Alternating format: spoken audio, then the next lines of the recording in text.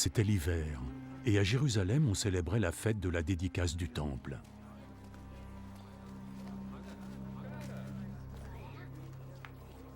Jésus marchait dans le temple, sous le porche de Salomon, quand des gens se rassemblèrent autour de lui. Combien de temps encore nous garderas-tu dans l'incertitude? Dis-nous juste la vérité, est-ce toi le Messie?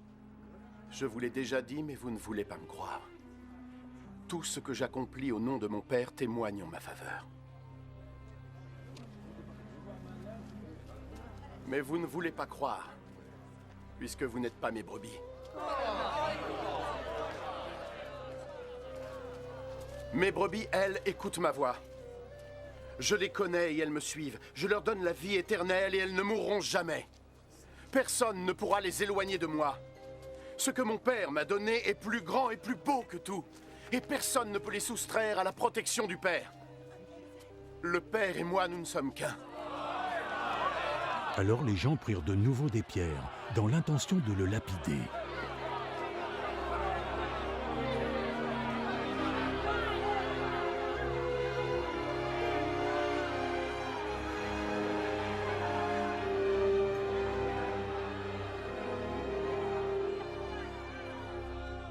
J'ai déjà accompli devant vous plusieurs bonnes actions que mon Père m'a demandé de faire. Pour laquelle de ces actions voulez-vous me lapider? Nous ne voulons pas te lapider à cause d'une action particulière, mais parce que tu viens de blasphémer. Tu es juste un homme, mais tu veux te faire passer pour un dieu.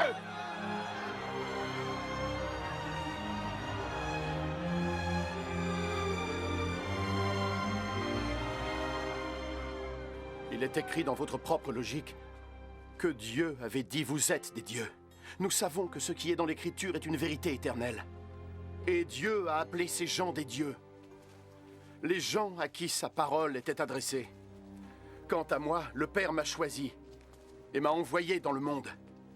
Comment pouvez-vous alors m'accuser de blasphémer lorsque je vous dis que je suis le Fils de Dieu?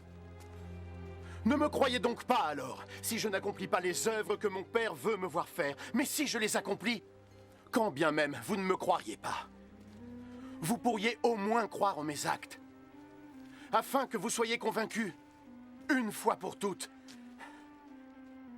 que le Père est en moi et que je suis dans le Père. Blasphème!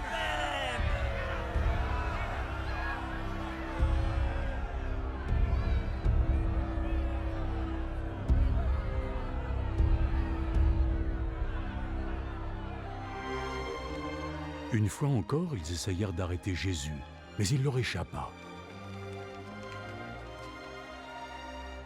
Jésus s'en alla de nouveau sur la rive opposée du Jourdain, à l'endroit où jadis Jean avait baptisé, et il y resta.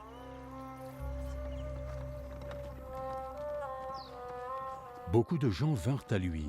Ils lui disaient « Jean n'a pas accompli de miracle, mais tout ce qu'il a dit sur cet homme était vrai. » Et là, plusieurs personnes crurent en lui.